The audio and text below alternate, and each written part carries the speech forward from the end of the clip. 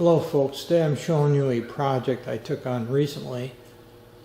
This machine does not belong to me. It belongs to a friend of a friend, and he contacted me about 6-8 months ago. It originally belonged to this gentleman's father. He bought it new. It's a 1972 Yamaha EW433, which is a wide track electric start high-end machine. And as it was his father's machine originally, the gentleman wanted to get it running. It has not been run, he estimated, for at least 10 if not 15 or more years, and of course it had been sitting with fuel in it all this time. Apparently his father had passed away a few years ago, and for nostalgia reasons the gentleman wanted to see if he could get the machine running, so he contacted me, and frankly I really didn't want to do it. I'm not a real fan of working on snowmobiles or outboard motors. I have done them both from time to time over the years, but I avoid them if I can, simply because I find them hard to work on. Outboards are particularly hard to work on, and snowmobiles are getting fairly hard to get parts for. And I'll come back to that in a moment. But essentially what he wanted me to do is clean the fuel system and see if I could get it running. So that's essentially what I did.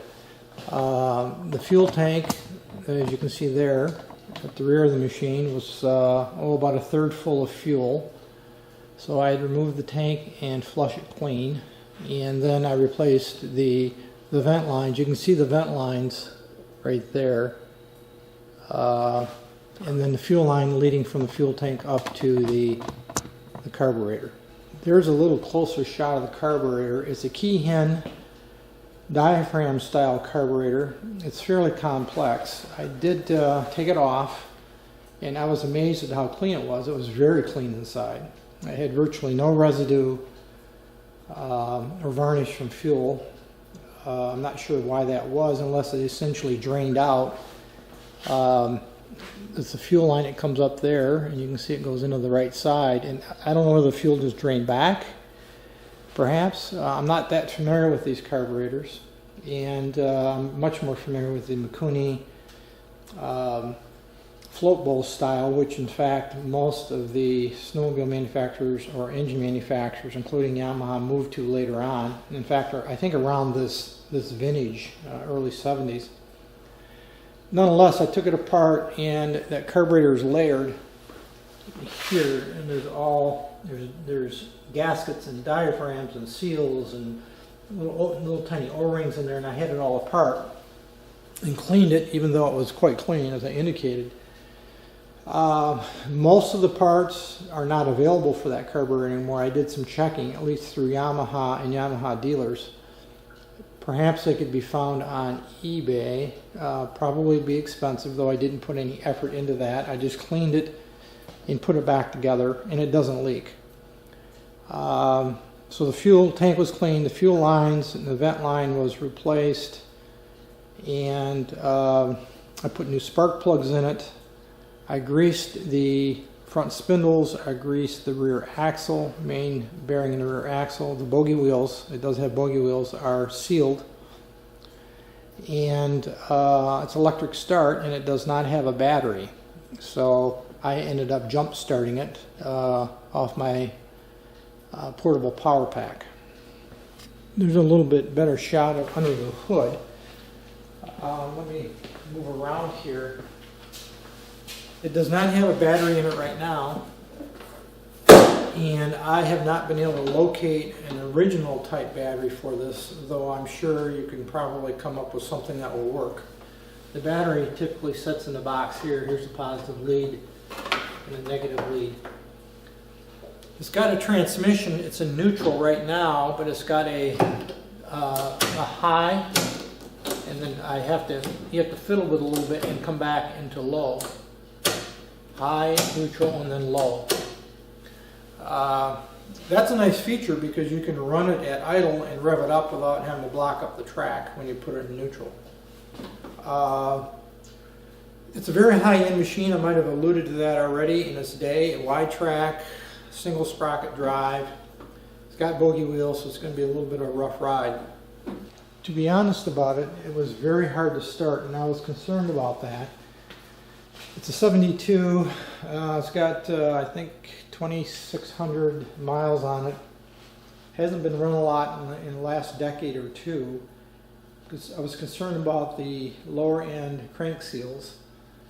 I did get it running ultimately, and once it's running, it doesn't run bad. It's got a little bit of flat spot in it. I'm not sure why, but I'm concerned that the lower seals in the crank are bad. Once I warmed up the machine good, I did do a top end, that is a piston compression test. That does not test for bad seals in the lower end, but it will tell me the relative condition of the top end, that is how it's sealing. And what I found is low compression on the right cylinder. The right cylinder is about 85 pounds, and that is a hot test with the engine warm. The left cylinder was around 115 pounds. Obviously, generally my rule of thumb is anything under 100 pounds I'm concerned about, and the right cylinder is certainly below that. And the other rule of thumb is if there's more than a 10% difference between cylinders, we have a problem. I think we have a problem. I believe that the right cylinder rings are probably stuck. They're probably carboned up. And at minimum needs a top end job, that is the top end pulled and freshened up. I am not willing to do that, and I told the owner when he dropped it off that I wasn't going to do anything major to it, at least at this point. It's a pretty major job. You have to pull the engine out, of course, and that's a significant undertaking that I'm just not willing to invest my time in right now. I have other things I'd like to do. So the owner is aware of where I'm at with it. Maybe in a couple of years when I'm fully retired, in a year and a half or so, that'd be a different consideration, but not now. I'm not going to do anything further with it. So I'm going to put the seat back on and the cowl, engine cowl cover, which obviously goes over this, and call the owner and have him come get it. And if he can get it started, which is the difficulty, if he can get it started, he can probably ride it. He'd have to pull it with the recoil, which is on the right side there. You can probably see that. Or round up a battery, lawn tractor battery or something that he could adapt to work. I probably wouldn't ride it very far if it was me, because the last thing I want to do is get way out in a chopping somewhere and have it quit and not get it started again. And then you got to get it towed in and go through all that nonsense. So it's his call what he wishes to do with it. So I'll put the seat and the cowl back on, and then I'll do a final little review of it as it's finished, at least finished as far as I'm going to go with it, and then we'll call the owner.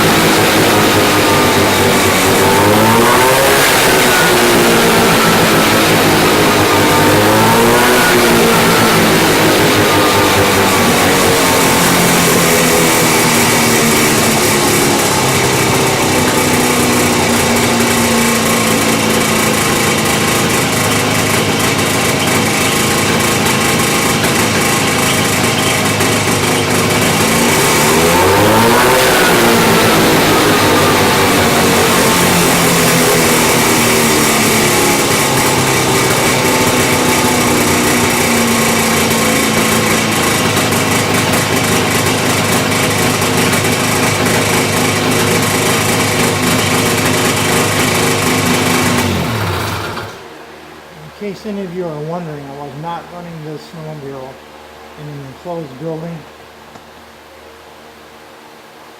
I had the garage door open about 2.5 feet with a fan venting and a window open on the opposite side of the building. Oh, there it is, all buttoned up. Hood's down, engine cowl's on, seats complete, installed. I did run it, as you saw a few minutes ago. And now it's just a matter of calling the owner and having him come getting it. As usual, thanks for watching.